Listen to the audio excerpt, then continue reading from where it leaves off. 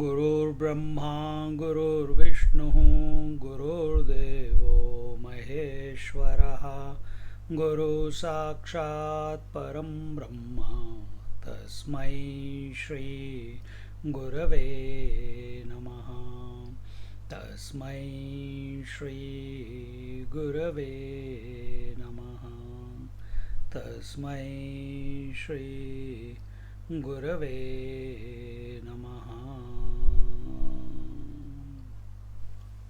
We are in Amrit Anubhav, chapter 4, verse number 11, and here we were looking at the knowledge and how the knowledge grows to its full extent and then destroys itself, and that was the topic that is going on, the growth and destruction of knowledge. And when we understand knowledge, it is only at the level of thoughts, and thoughts are not permanent, thoughts are finite.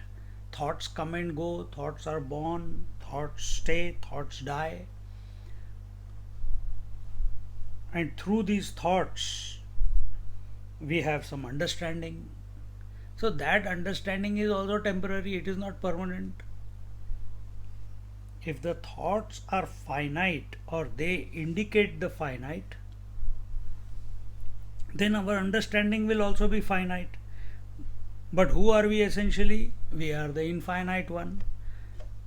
So, what else to be done? You use thoughts which indicate the finite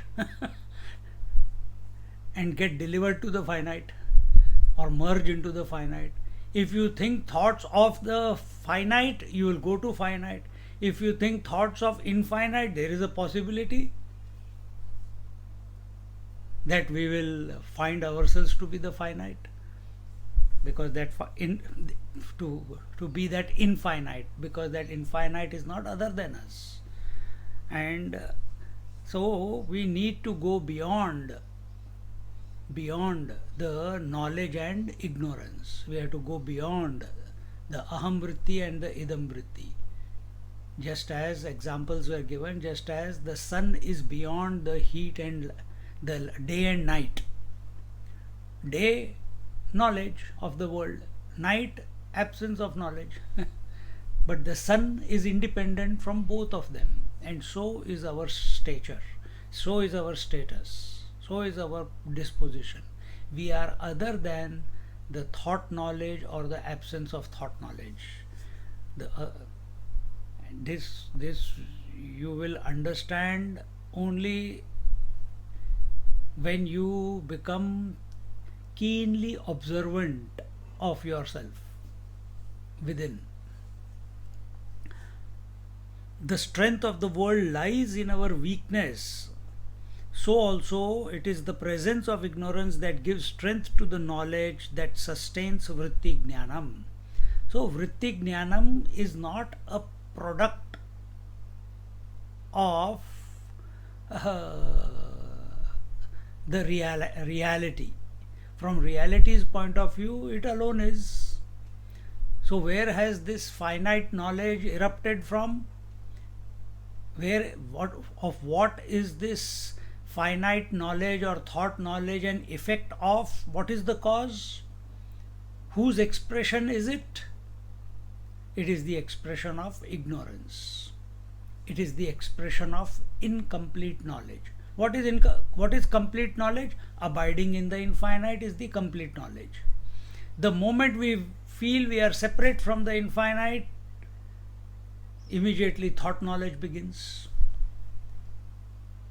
And thought knowledge is only is at the mind level, isn't it? And therefore, Atmajnanam, which is an knowing less knowing, experience less experience. So this Atma Jnanam is not opposed to either Vritti Jnanam or Vritti Ajnanam. So on one hand we are saying that Vritti, thought knowledge and absence of thought knowledge. But both are expressions of ignorance alone. You see, even thought knowledge is expression of ignorance. So when we are using thoughts, now this whole text is nothing but thoughts only, no? Words. They are thoughts only. And we are reading that, we are understanding that, we are coming. What is the conclusion here that you are coming to? Is that conclusion in your mind? If it is a conclusion in our mind, then again it will be in the form of thought. We don't want a thought conclusion. We want to go beyond thought and absence of thought. And that requires a very special dissection of this, of recognizing that how we are caught up in the mind by way of thought knowledge and absence of thought knowledge. And the dissection will first, that is the first dissection. Second dissection, when you go deeper, is I am other than the thought knowledge and the absence of thought knowledge. I am other than the presence of thoughts and absence of thoughts. This we are speaking to each other. But when you get to that point, if you come to this position, I am other than thought, presence and absence of thought, if your attention is on the thought, then you are the witness. Witness is not affected by presence of thought or absence of thought. When the witness becomes available to itself, that is abidance. Then he is not opposed to the vritti or the jnanam or ajnanam. So here, when knowledge and ignorance which belong to the same degree of reality, what is the same degree of reality? The reality of knowledge and ignorance is both have come out of ignorance alone, are discarded and discarded. Only pure existence, pure knowledge, where there is no knower known difference, shines forth. This being who is self-knowing, self-effulgent, and is pure knowledge and pure existence, this cannot be created. Knowledge can be created. Knowledge expresses. Ignorance expresses. You know ignorance, that I am ignorant of this. I am ignorant which room you are sitting in your house. I am ignorant what the words are trying to indicate. And I am also that I am understanding what the words are indicate. See. But this being is independent of knower known differences. We have to come to this conclusion that all that we know or we don't know is only by way of thoughts. There has never been a time when we have been absent to ourselves. when we have been absent to ourselves, the spirit. There has never been a time. Now hold on to yourself then. How can you hold on to yourself? Again through thoughts only. But begin at least. Few more examples follow.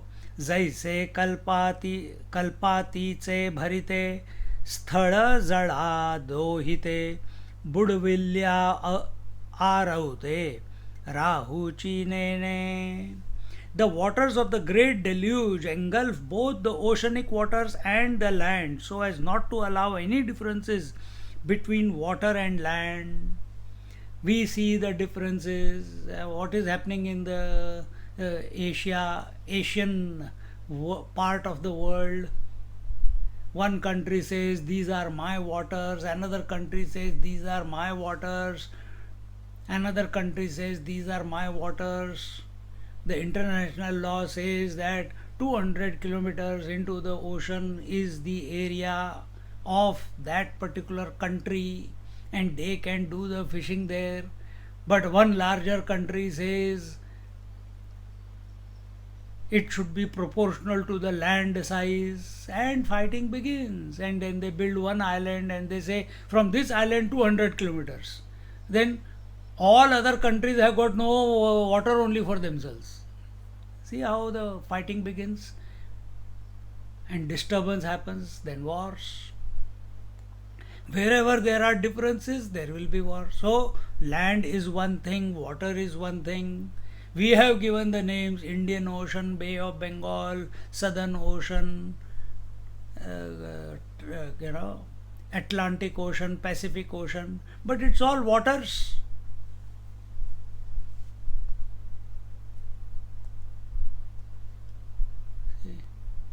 So when the tsunami comes, or here it says that when the great deluge comes, then what happens? Then all the oceans. So what are the different forms of water? The well, the pond, the lakes. But when the deluge comes, pralaya, the water, like a tsunami or even greater tsunami, it covers the land. In the land there are wells. In the land, surrounded by the land, are the oceans. Surrounded by the land are the lakes. But when the water takes over in the deluge, where is their satta? Satta means where are they existing now? Can you see them as you could see it before? No. All individual water bodies and non-water bodies, they all lose their existence because everything is covered by water as far as you can see. Then there is only water everywhere.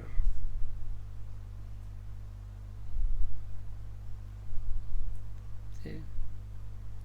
Just like that, at the time of deluge, pralaya, the whole world is engulfed in the waters. The distinction that is now seen as land and water will no more be seen. Both will be submerged. Land and water will not then exist separately anymore. So also the differentiation of knowledge, water or ignorance, that is no water, that is land, is totally submerged in the total waters of pure knowledge. That pure knowledge is the Atmic knowledge. That Atmic knowledge is the unstruck knowledge. That unstruck knowledge in its nascent,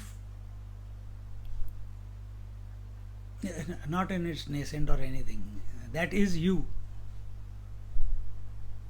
That is the self. That is the Atman. Oh my God, I am pervading this whole world. Then why am I not understanding my children, my husband, my wife, my parents? Because you are at the thought knowledge level. Get out of it. Intuitively you will understand everything. Smarter way of living, no?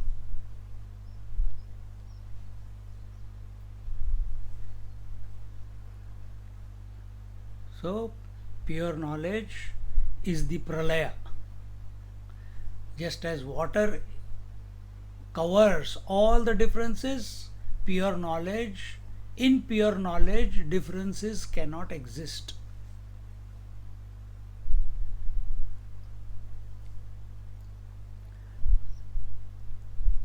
Submerged in the total waters of pure knowledge, where knowledge and ignorance, water and land have no more separate existences, they cannot be differentiated. They cannot be differentiated. Is the land there? Yes, the land is there, submerged. This is what is called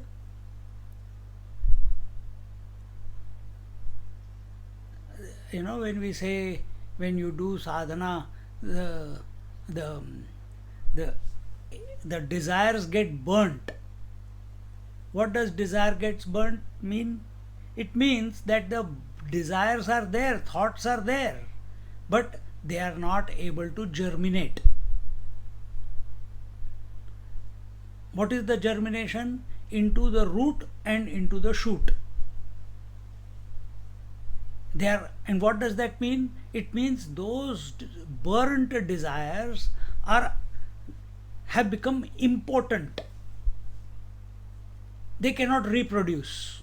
Normally, in our understanding, one thought leads to the next thought, leads to the next thought. If I think of Usha at this present moment, I know she was not well, and immediately the person next to her is her husband, that her daughter is so and her son is so. Immediately one thought leads to the next. But when thoughts become, or the desires become, because desires only appear as thoughts,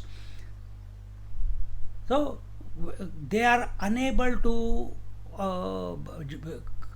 germinate into next thought. This is burning of the thought. So here also, when the deluge comes, the land is there, but it has been taken over by the waters. So it is not there, available for us. Same way, when the pure knowledge comes, then the thought knowledge or the absence of thought knowledge is there. You can see Mahatmas, they are also speaking and not speaking. They are also thinking and not thinking, their mind. But they are not subservient, they are not affected, they are not controlled, they don't entangle in the thoughts. Because they are ever abiding in their spirit, in the Atman, in the undifferentiated knowledge. That is the pure knowledge. Another example is given, ki vishwa hi vegad बाढ़े जैसे सूर्यमंडल तेज तम निखड़ तेची होए. If the sun were to grow beyond the size of the world, light and darkness will merge in it. Now this is an imagination that the sun is expanding, it's growing and growing and growing, and it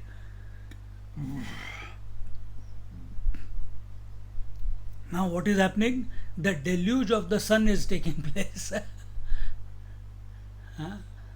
The deluge of the sun is taking place. And when that happens, then the earth will not exist. Naturally, day and night will not exist. Very simple example you can do. You look at the sun and then you look at the world. What will you see? For some time, keep looking at the sun. And then you look at the world. What will you see? Have you ever tried as a kid? Or even as a grown-up? Or we are lost in my pappu, my kittu, my chinna, my munna. You will not see anything. Your eyes are so overpowered by the light of the sun when you look at the sun, that when you look at the world you can't see the differences. This is the pervasiveness. Neither you are seeing the light nor you are seeing the separate objects. Try. Today there is no sun. Next time when it comes out after 6-7 days. Now it's raining for next few days. Light and darkness exist in self-cancellation of opposites. In the presence of one, the other cannot be. Just as light and darkness stand to cancel each other, just like head and tails cancel each other, and we call it a coin. We don't say coin is only head or coin is only tails. Similarly, this pure knowledge is that where the knowledge and ignorance cancel each other. And this world is nothing but pair of opposites, isn't it? So all these pairs of opposites are self-cancelling. And we are lost in these only. And trying to catch these only. Trying to hold on to it.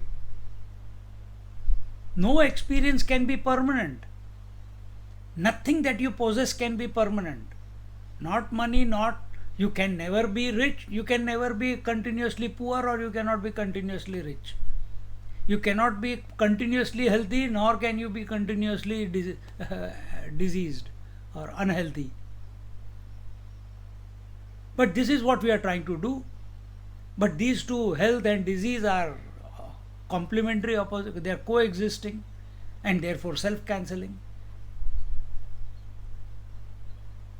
These two are finite. Day and night are finite. Thought and absence of thought is finite. Experience and no experience is finite. Knowledge and no ignorance is finite. And this is what we are running after, finite. How will solution come? How will abidance happen? So, all we have to do is recognize that at the mental level, every thought has a equal and opposite. This is what the quantum science is discovering. First they discovered quarks, then they discovered negative quarks. And some other names they have found to something finer.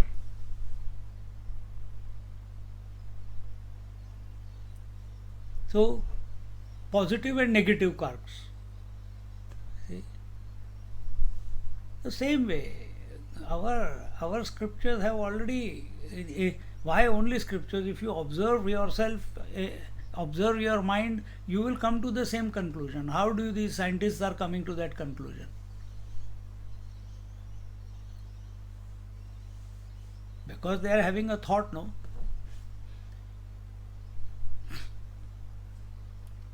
If we imagine a condition where the sun has grown so big that it fills the universe, then light and darkness will become one. It will be a light which will not destroy darkness. It will be a light which does not destroy darkness.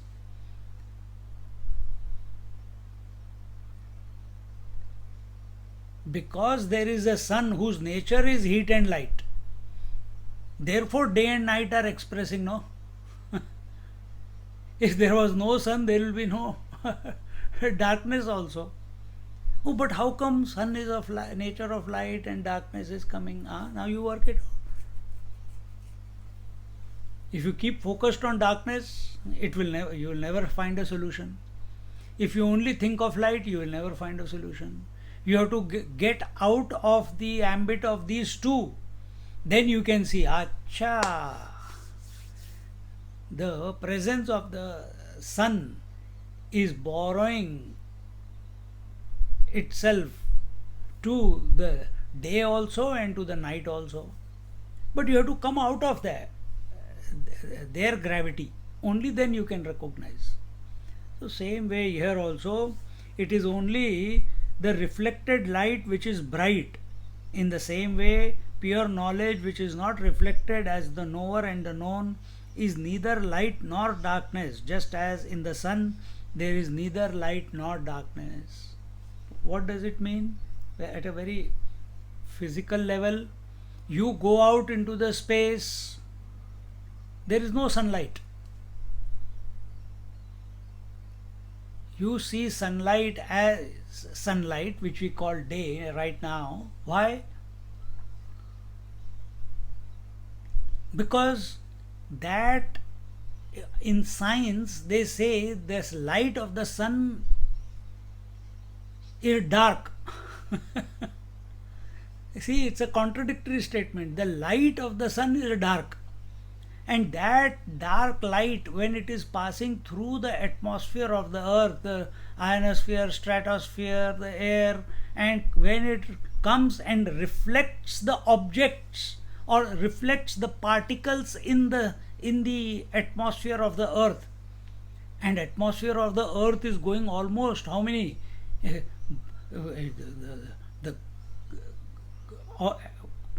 what I know is about 11 kilometers, because that's when the rockets leave the earth, they need enough fuel to shoot them out of the gravity of the earth, out of the ionosphere, which is 11 kilometers away from the surface. But the gravitational field still continues outside the earth for quite a few hundred kilometers. But immediate is about 11-14 kilometers, something like that. And as the light is passing through all these mediums of what do you call, the ionosphere and stratosphere, etc., there are particles. Just like clouds are particles, there are continuously, when you see a light passing through the window, you see so many dust particles. The light reflects on these dust particles, and what we see as light is the reflected light. It is not the original light. For seeing the original light, you have to go to an area where there is no particles. Now where will you go for no particles? You have to go to space. When you go to space, you see there is no light. But when that dark light reflects on the vehicle in which you have gone, or the space suit you are wearing, you will see the light. But in the atmosphere, like we see the daylight here, you cannot see daylight in the space. You cannot. And therefore, this light of the sun is not opposed to darkness or light. Similarly, pure knowledge is not opposed to knowledge and ignorance. Knowledge and ignorance is what the expression of the phenomena. Phenomena is the mind.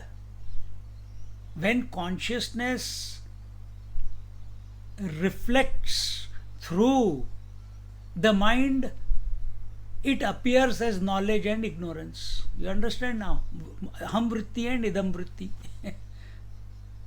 So the atmosphere, just like light was coming onto the earth, it went through the atmosphere.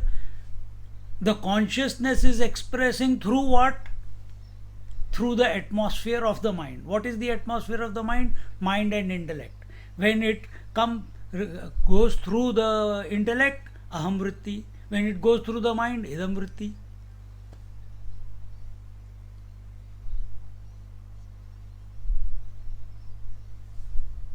See? Therefore, this pure knowledge is not opposed. And these two finite, the aham vritti and idam vritti, knowledge and ignorance, they are self-cancelling. Don't give it too much importance.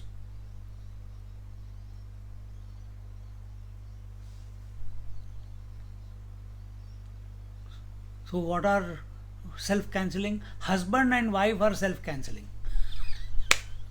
अब आए line पे. Father and parents and children are self-canceling.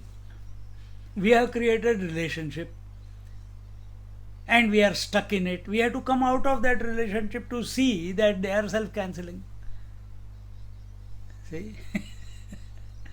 Waking and dream is knowledge.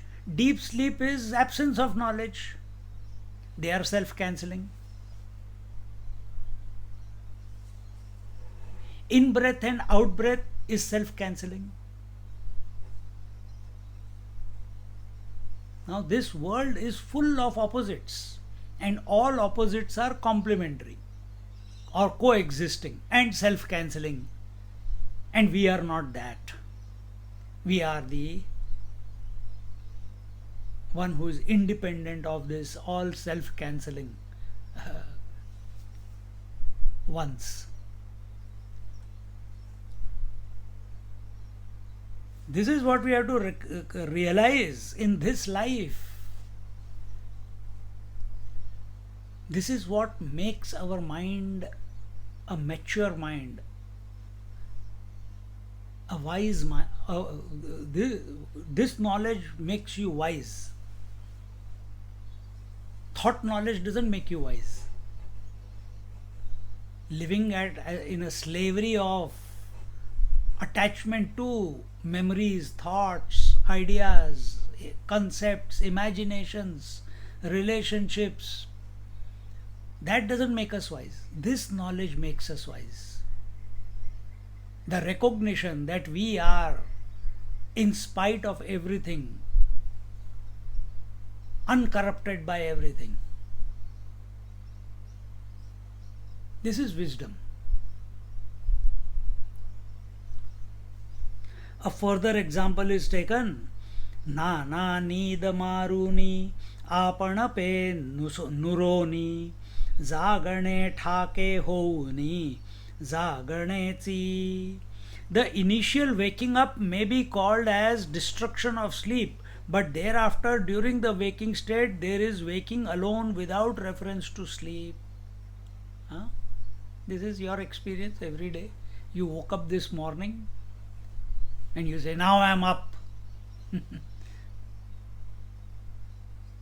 now that you are up, you don't keep harping on it. I'm awake, I'm awake, I'm awake. Only if someone says, are you listening or you are not? No, I'm listening, I'm listening.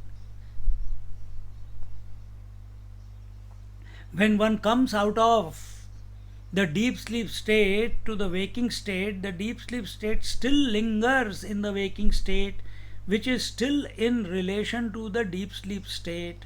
But when one is fully awake, one neither relates to the deep sleep state nor to the waking state. Neither do you keep saying, reiterating that I am awake now, I am awake now, I am awake now. You don't keep saying.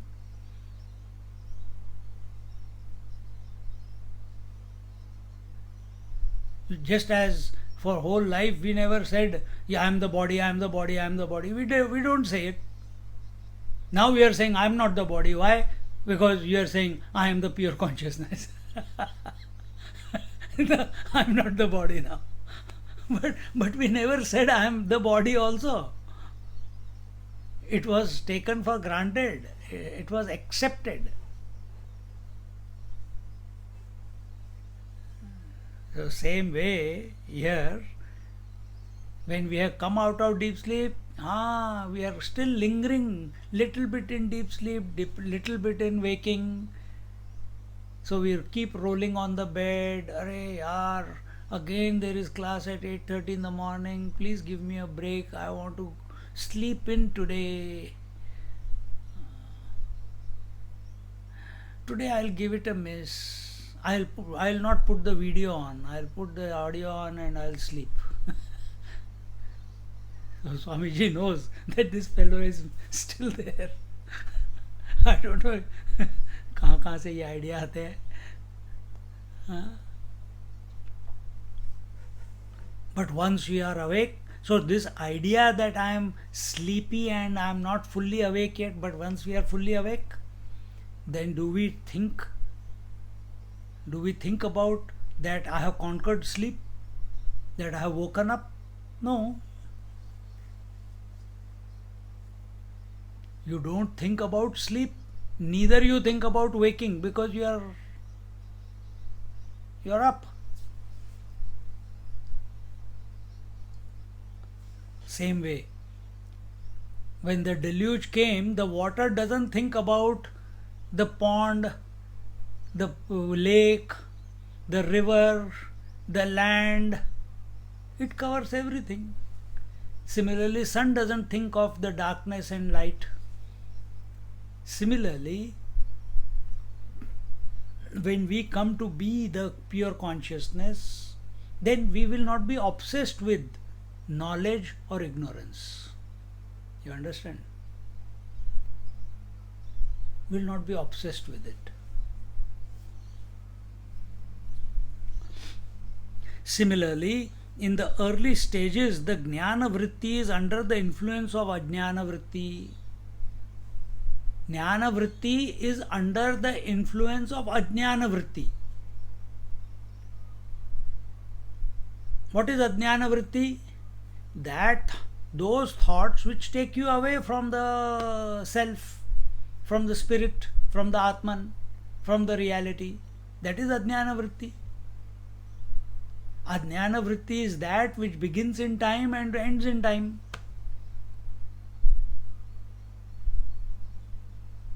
So when it says here, the Jnana Vritti is under the influence of Ajnana Vritti. So Jnana Vritti, we are thinking of the self, but the word self, the thought of self, is also beginning and ending. Aham Brahmasmi. It began and it ended, the sentence ended. I am. Soham. It also began and it ended. So even though that thought is telling you of your nature, it's indicating the nature, it's representing the truth that you are, but because of our obsession of thinking, now we are thinking about our own true nature. But it is still an expression of ignorance alone. The Jnana Vritti is under the influence of a Jnana Vritti.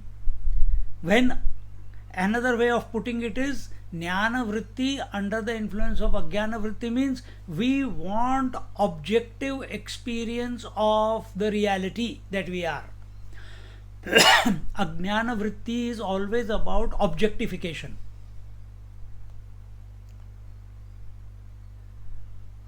Ignorance, it alone expresses as objectification. Objectification of what? Presence and absence. And we are lost in that flux. When Ajnana Vritti, deep sleep, is completely overcome, then Jnana Vritti is no more Vritti Jnanam. It is pure knowledge that I essentially is. Now this you have to understand. In the previous chapter we talked about Vaikhari Madhyama Pashyanti Para. Why it was told, or why it is again and again reiterated, that we must chant loudly. Chanting loud is the waking state. Chanting in the mind is the dream state. And ignorance is the deep sleep, not chanting. So, when we are chanting the name and suddenly it goes quiet and suddenly, oh, it is feeling so nice. Someone asked me, Swamiji, my mind is very silent. What should I do? Enjoy for a little while that silence, but immediately jump back into the chanting of mantra. Do not leave your mind empty. Otherwise it will lead to deep sleep. It will lead to confusion. It will lead to attachment, because all that energy needs to go somewhere. Purity of mind, single pointedness of mind means explosion of energy. And therefore we must remain in the waking state. You can do sadhana only in the waking state. So as much as the feeling is coming, I must sit in meditation, I must sit quietly, I don't want to feel. No, you try doing this, sitting in silence. Invariably, you will fall into deep sleep. If you come out of meditation and you say that I was in a deep blissful state, but I don't know where I was, I don't know what was going on around me, you were in deep sleep state. It's called Niruddha Bhumi. We don't want to get there. We want to be available. We are conscious of everything, yet not enslaved by anything. For that, we have to continue to maintain the waking state, and waking state is Vaikhari, loud chanting. So don't give in to the desire that if the pull is coming from within, and no, you must keep just like that small child. It doesn't want to sleep. It wants to play and play and play. It's tired, but it wants to play. And suddenly, while playing, it falls down, and before you know, it has gone to sleep. You don't even need to do anything because it's completely exhausted. Same thing must happen here also. That exhaustion, that I have to do something in order to realize, is only possible in the waking state. Sadhana is possible only in the waking state.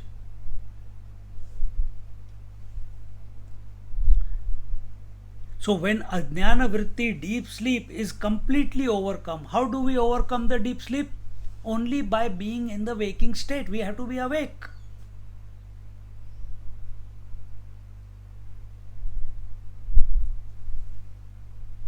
If we don't know where we were in the meditation, then drop it. Continue chanting. Continue being in the waking state. Then jnana vritti is no more vritti jnanam. So what does it mean when then jnana vritti is no more then jnana vritti is no more vritti jnanam? Means what? Thought free knowledge.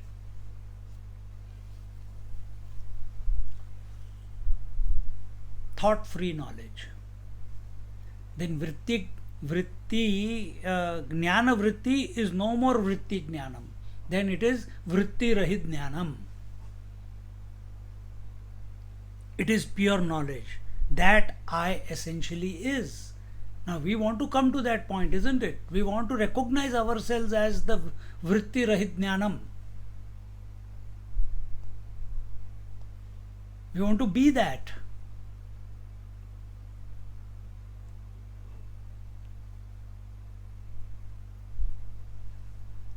Otherwise, we'll be lost only in some form or some sound or somehow I heard Om, oh I heard the bells, oh I heard this, I heard that.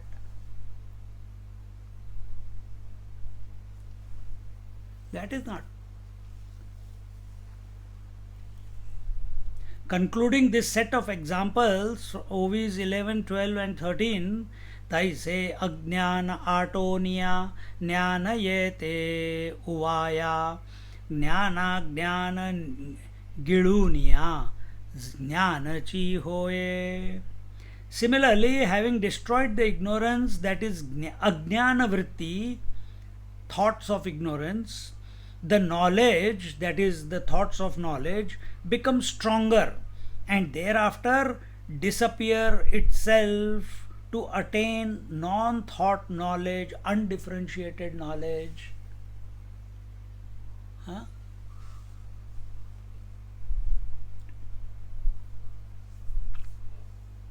And therefore, when you are chanting, yesterday this thought was given in the Bhagavatam.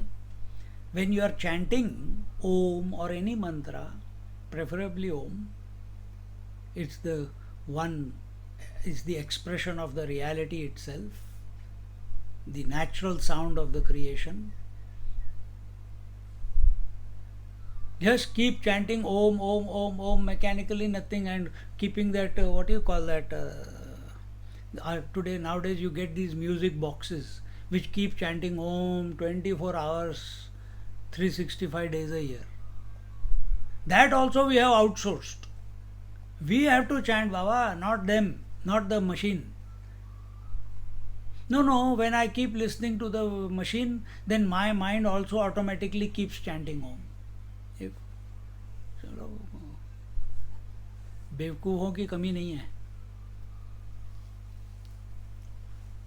You have to chant, you have to practice. Otherwise, you will get into a point where if that machine is not working, then your mind will not chant Om because it attached to that bloody thing.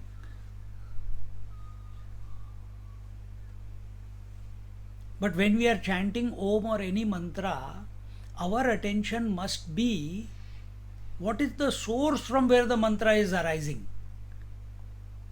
What is that where the mantra is merging back into? So first, chant the mantra, Vaikhari, keep chanting. In Vaikhari, when you bring your attention to this point, then natural dissolution will start without going to sleep. You have to practice this, but in this way, when the ignorance becomes less and less and knowledge becomes more and more, that is vritti jnanam becomes very strong, then the impact of worldly experiences on one becomes less and less. Isn't it true? When our vritti jnanam, thought knowledge, what is the thought knowledge of what? Knowledge of the thought of sleep becomes stronger and stronger, to that extent all the thoughts of the world, they become less and less in our mind. Isn't it your experience every night?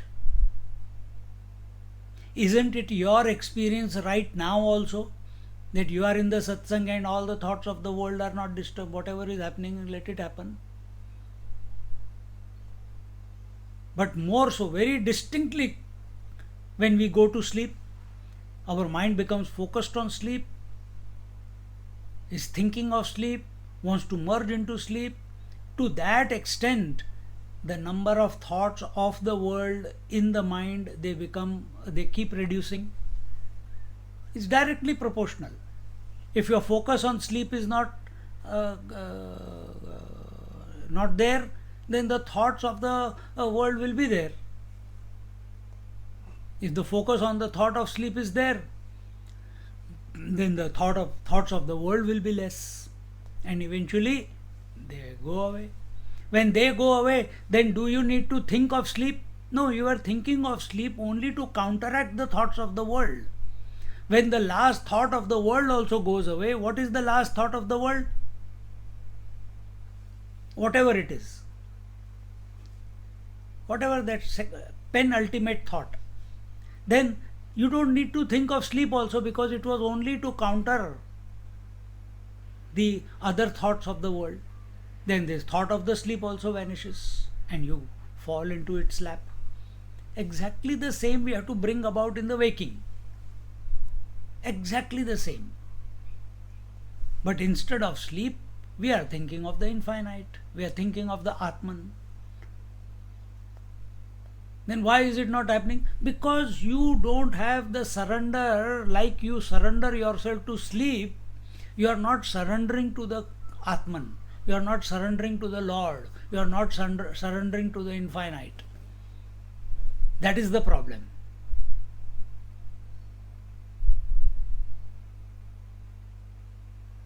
You are very intelligent. We call ourselves intelligent.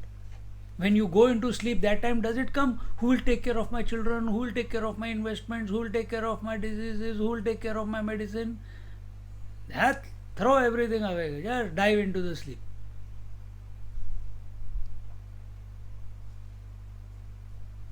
But when we think of the Lord, or we are chanting Om or mantra, if I get realized I am getting this experience, I am getting that experience, what will happen to my children, what will happen to my body, what will happen to my parents, what will happen to this, what will happen to that? Are? When you don't think about them when you go to sleep, why you are thinking about them in the waking?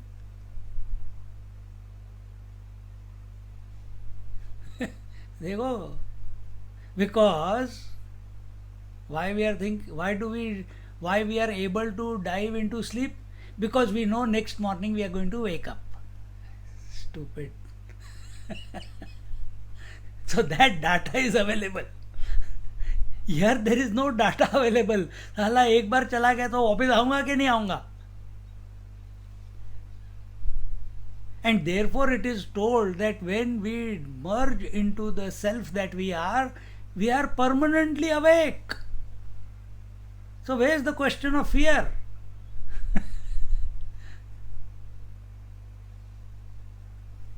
But we are also creative, We'll find new ways to be afraid, to create doubt.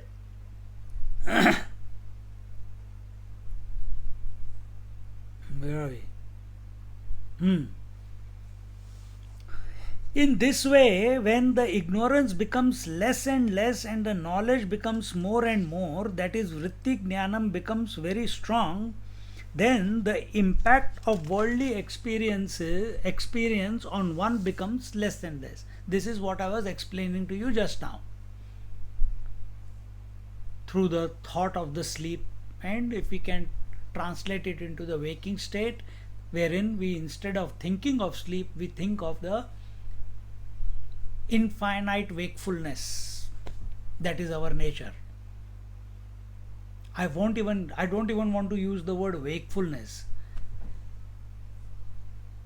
We have woken up to our nature, wherein waking, dream, deep sleep, they are self-cancelling. Waking and dream, the manifest; deep sleep, the unmanifest. They self-cancel. They are unable to impact the being that we have discovered ourselves. Just like day and night are unable to impact the sun.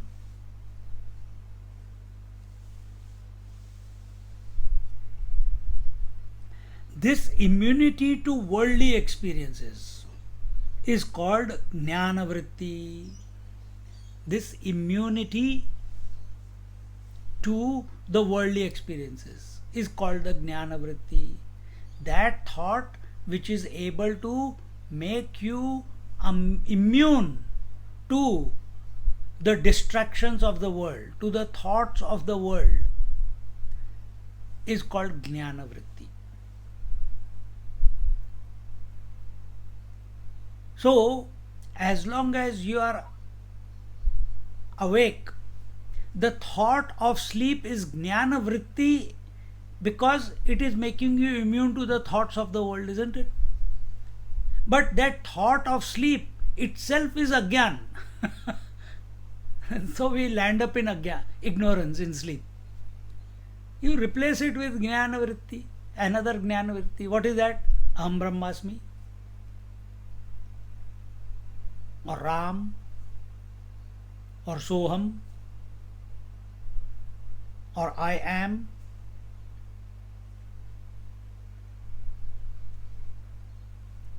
And be so surrendered, so available to merge into it, automatically all the thoughts of the world will stand cancelled. They will be impotent to bring about an impact on you.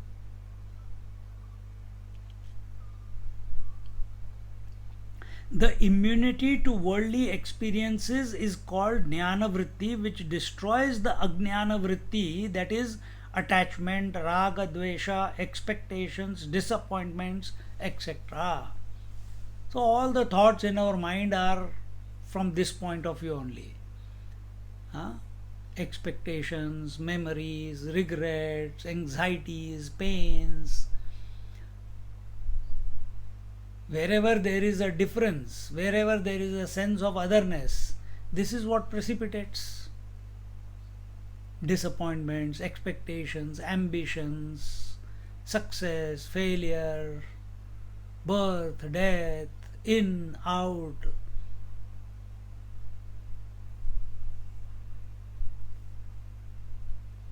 So, all these, what we just narrated, how to put a lid on these worldly thoughts which come and disturb our mind. How do we put it? We can't remove them. Then why were they expressing? Because you gave importance to the world. That's why they were coming. Now you are giving importance to the infinite reality, and that becomes that thought of infinite reality. Aham Satchidanandoham.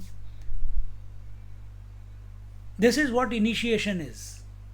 So when they initiated, Swami Paramananda Saraswati. Now my identity, Swami, I am what? Infinite bliss. Then the more I keep contemplating on the name, everyone, to that extent, the thoughts of the world, that I am a son, that I am a brother, that I am a husband, that I am a wife, that I am so many years old, that I was born, that this world is like this or world like that, all that becomes, it starts getting cancelled. It becomes zero to me. Why? My attention is Aham, infinite bliss. Aham Paramananda Aham.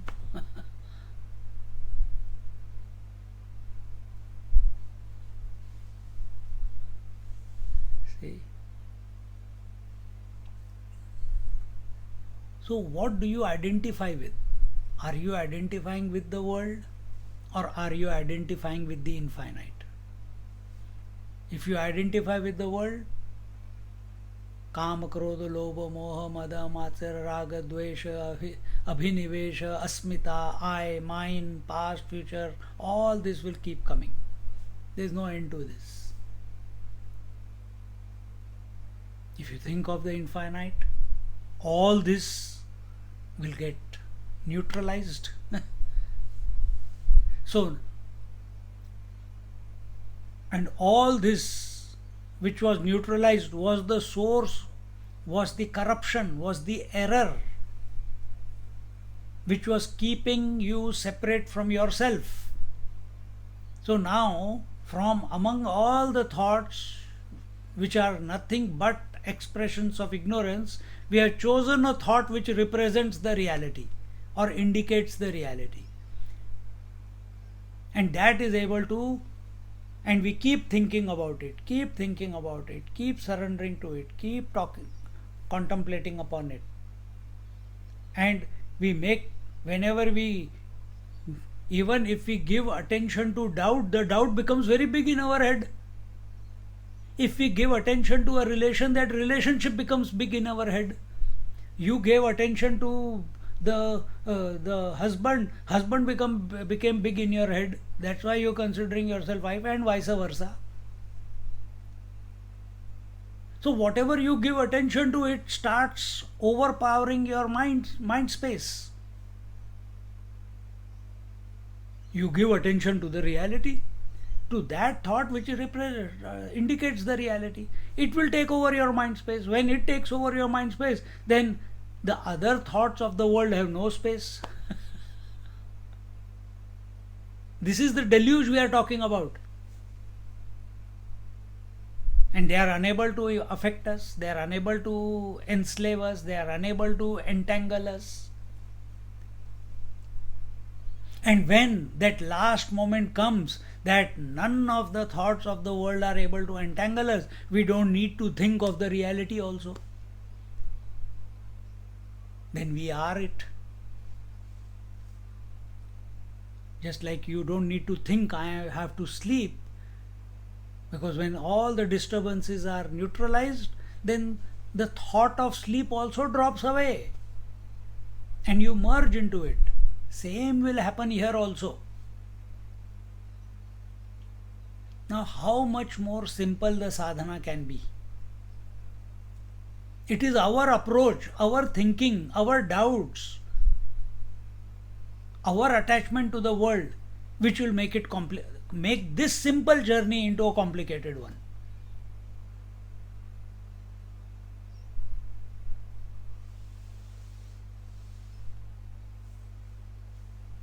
I am chanting Om, I don't know, I am feeling something hot, my head is aching.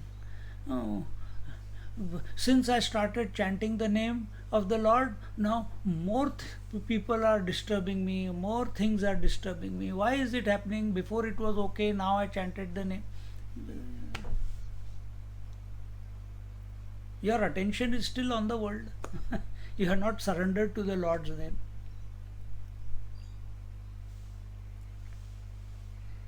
And this jnana vritti becomes stronger, automatically the mind quietens, and in that quiet mind the knower known difference is totally annihilated, resulting in the union of subject object in one's own essential being. So when we are thinking of Aham Brahmasmi, what is our object of thought? Our object of thought is I am Brahman. Right now, what is the object of thought? I am a mother. So, object of thought is the child, or I am a wife. Object of thought is the husband, and the reflection is wife. So, what is your object of thought? So, before it was the world. Now, instead of the world, you have consciously, intelligently chosen the name of the Lord or the thought of the divine. And how long you have to hold on to that thought of the divine name? As long as the mind quietens down. When the mind quietens down, then you don't need to hold on to the thought of the name, divine name. This is what is Vaikhari Madhyama Pashanti Para. How long you have to hold on? As long as your mind, the disturbance erupting, bubbling from the subconscious, the bubbling of the desires, till all that settles down. Till then you remain in the Vaikhari chanting. Till then you hold on to the contemplation of the divine. That is why we are speaking. Otherwise, I'll say, okay, every time, every satsang, I give you a book and I say, okay, you read it. Chant. This is loud contemplation going on. It must happen in the waking. And when all the disturbances in the waking have become neutralized, then what is the need to chant Aham Brahmasmi? What is the need to chant I am? Because I already am. So the object was Aham Brahmasmi or I am. Now you don't need to think of I am also, because all other thoughts are no more a difference. Automatically this thought of I am or Aham Satchidanandoham or Aham Paramanandoham, all this thought also will dissolve by itself, because now you don't need to hold on to it, because there is no other disturbance coming from within the mind.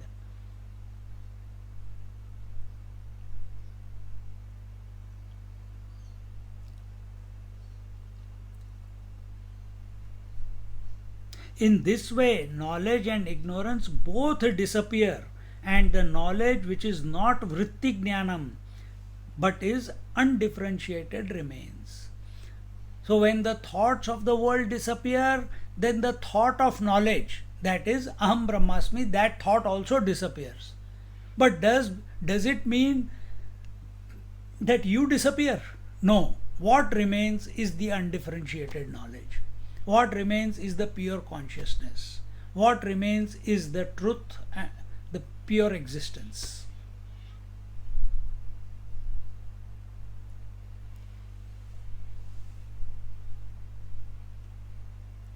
How more crystal clear can Jnaneshwar Maharaj make it for us? This is his experience, huh? He's not saying it out of the top of his hat. He's saying it out of his experience. And the one who is giving commentary on what he says, he is also able to put this commentary because of his experience. And we are getting the benefit of it. Just like Shukdev Ji Maharaj heard Bhagavatam from his father Maharishi Vedyas, and he shared it with Parikshit Maharaj, and all Parikshit Maharaj did was listen to him attentively, without any confusion, without any doubt, without any regrets, without any expectations. He was hanging on to every word. Realized?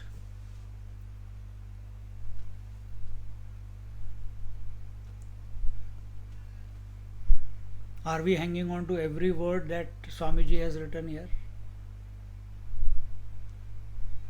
If we are in at one ment with this flurry of words and what they are unfolding, so you are totally focused in what is being told, but at the same time you are also having the disposition to see the total picture.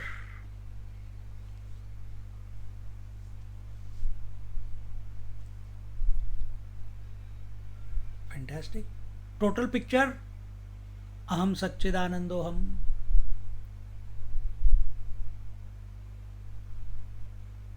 But we are with the thought Satchidanandoham.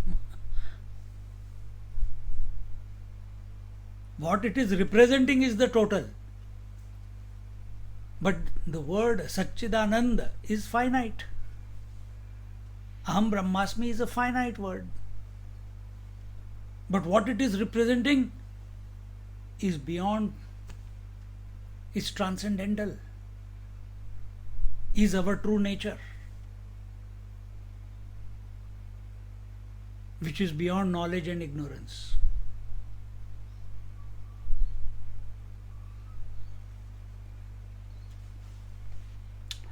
Applying this principle to one's own meditation, sadhana, the attention is on the gap between the two nama chantings.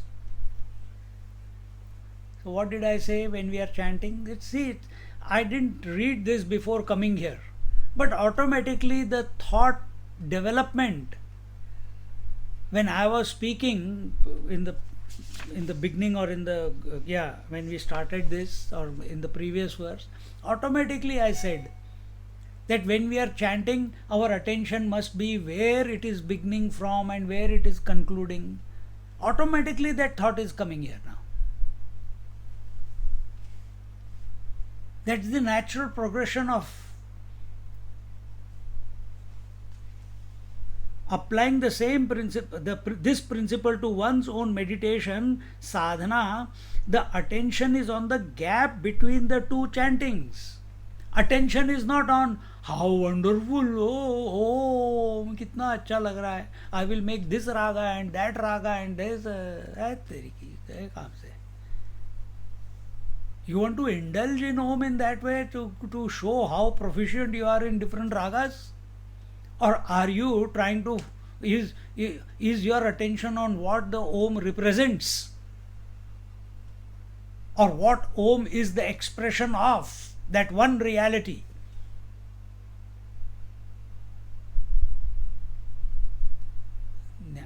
Ramana Maharishi also says, Prana Bandhanat Leena Manasam. So there he is talking about the pranas. Put your attention, merge your mind at the juncture of the two breaths. Similarly, when we are doing Vaikhari,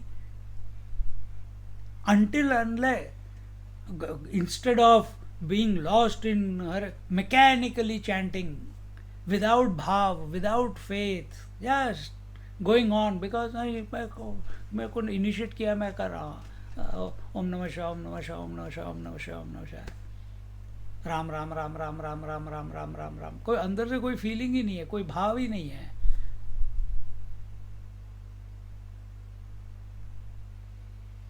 Such people become very, very strong personalities.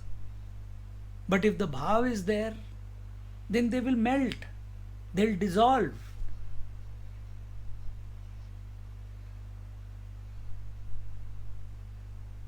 So, where should be our attention? Our attention should be in the gap between the two mantras. What is the source of that mantra? From where did it erupt? Where is it merging back into? There our attention should be. For that you don't need to do 20 malas, 30 malas.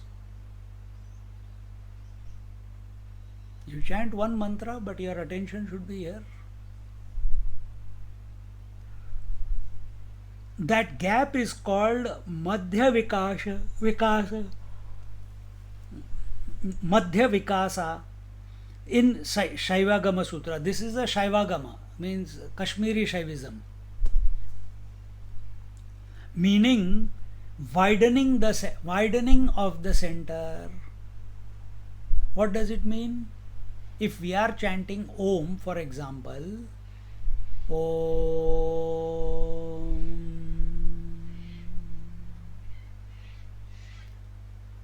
Om.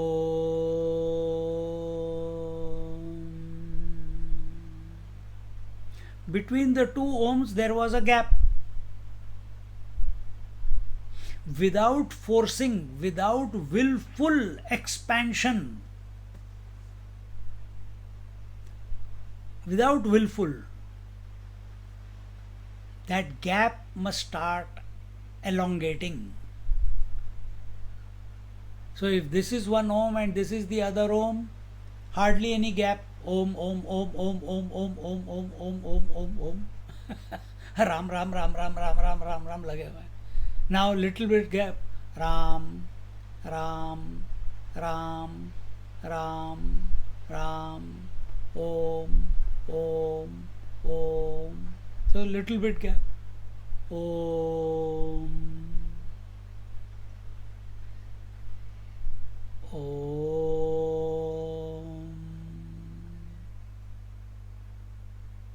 Om.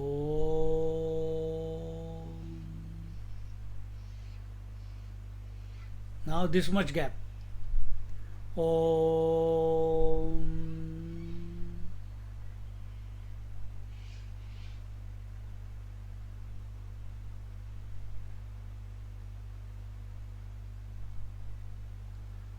Om. Now this much. Om. And if we remain in the class, class is over. Nothing to speak after that.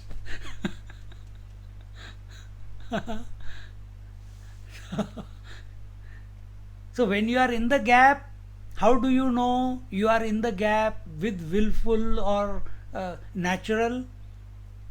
Your attention should be when you are in the gap. If there is no disturbance in the mind, you will be comfortable. If any disturbance, any other thought of the world is coming, immediately chant Om. And as you keep practicing this, slowly, slowly, your capacity to stay in silence without disturbance will keep expanding, keep expanding, keep expanding. Meaning, you are conquering sleep, you are conquering tamas. Because empty mind, for us, unprepared mind, immediately we go to sleep, isn't it? But now we are remaining in the silence and we are awake and we are alert that if any other thought of the world erupts before, because we are able to catch it, before it comes, immediately we chant Om, so that it is not able to impact the mind in whichever way, positively or negatively. We only want Om. So our attention is on the gap. Same, the meaning is the same. What is the source of the Om? Again you will come to the gap only. You will come to the silence only. So here That gap is called Madhya Vikasa in Saivagama, meaning widening of the center. Keep the mind focused on that gap. That gap is the silence, that gap is the absence. But in that absence, you are the presence. So you become, you are not become, you are the one who is illuminating the absence slash gap, and you are the one who is illuminating the presence, which is the Om. So who are you? You are transcendental to presence and absence. Presence and absence cancel each other. You come to, then who are you when this whole prakriya stops? You are the undifferentiated consciousness. And once you have come to abide in yourself as yourself, which is undifferentiated consciousness, the phenomena of chanting will continue. The phenomena of the world will continue. But now you see that phenomena not other than yourself. Because you are infinite. You had recognized without a thought as the undifferentiated consciousness. But that undifferentiated consciousness is not against light or darkness. It's not against thought knowledge or thoughts of ignorance. It is not against anything. Because from its point, these fellows don't exist. It alone is. From water's point of view, it alone is. It doesn't take the reality of the waves and absence of waves into consideration. Just like once you have woken up, you don't take the experiences and the people and the whatever you came to know in the dream as of importance. You know there was a dream, but zero value.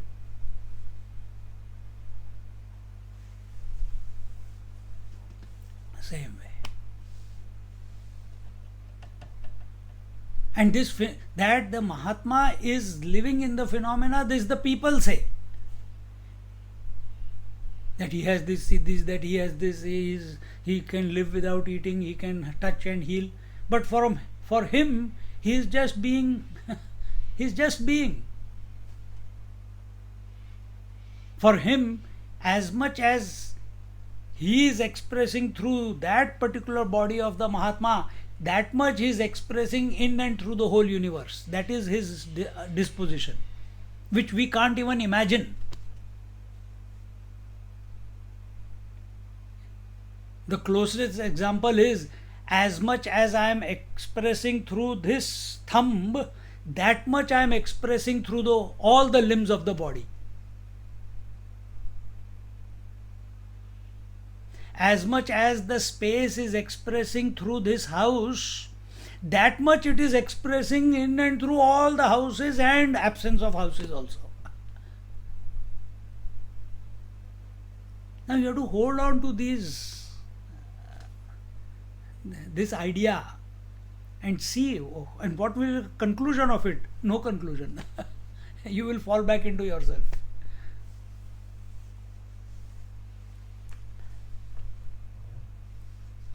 Keep the mind focused on that gap, the sandhi, between the two namas, and then widen the gap slowly as long as possible, allowing no thought to intrude, to the extent that one is able to stay in this sandhi. Sandhi means juncture, the joining. One thought, second thought. Where one thought ends and the second thought begins, that is the gap. That is the sandhi. That is the juncture.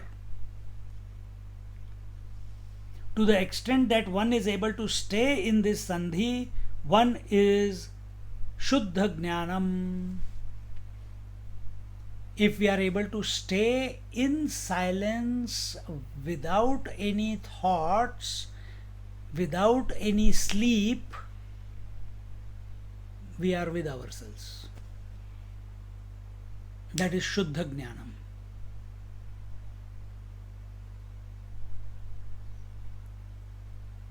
Shuddha Jnanam means what? Knowledge, thought-free knowledge is Shuddha Jnanam. Because knowledge with thoughts is expression of ignorance, isn't it?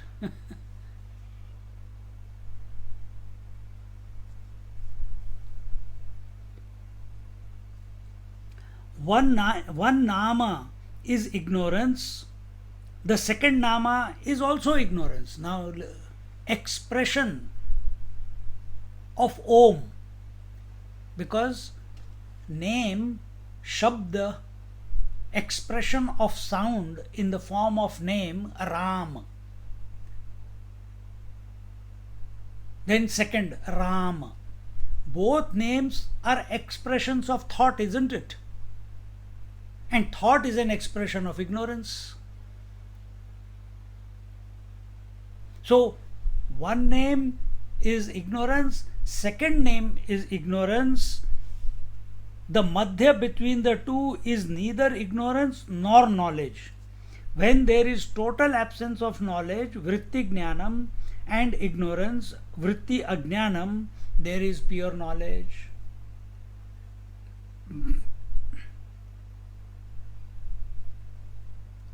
So first was knowledge, vritti jnanam, yes, which was name and name. In between was absence of nama. But you are still there. But you are still there. And this will become available to you, will become available to yourself as this gap starts expanding without going to sleep. Without going to sleep. That is very important, because the moment mind becomes quiet, in the name of meditation, we only go to sleep.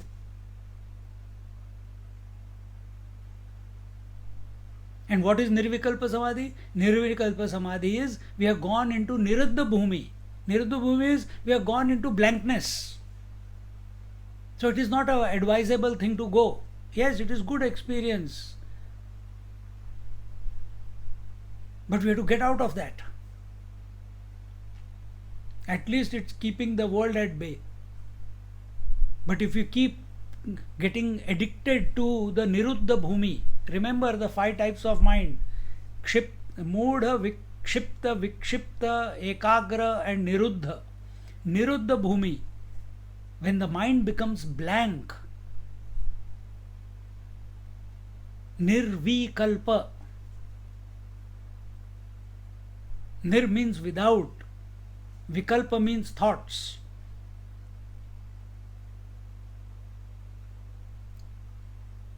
If at that time we are not available to ourselves, then it becomes an addiction. Majority people, in the name of Nirvikalpa, it's only the blankness that they are experiencing. Niruddha Bhumi. Because desire to go into meditation. That desire must go. Then what should be the desire? The desire should be, I am always. There has never been a time that I am not.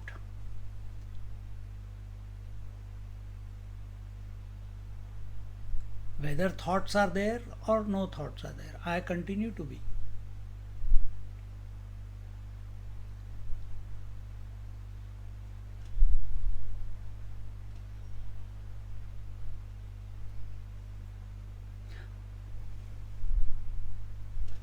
From the point of view of the Absolute, there is no existence of knowledge and ignorance.